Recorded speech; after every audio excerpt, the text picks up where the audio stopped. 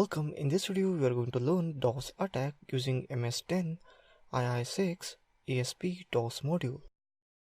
The vulnerability allows remote unauthenticated attackers to force the IIS server to become unresponsive until the IIS service is restarted manually by the administrator. Required is that the active server pages are hosted by the IIS and that an ASP script reads out a post form value.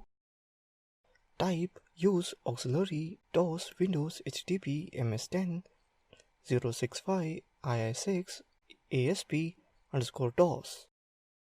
Type info. Here you can see that model information options as our host, target host address, our port, target port, and so on. Let's set target host as hacking2.com. Type set our host 107.180.54.186. Type options. Here you can see that target IP address is set. Type exploit. Here you can see that DDoS attack is started on 107.180.54.186 host. So that's it in this video on DOS attack module in Metasploit.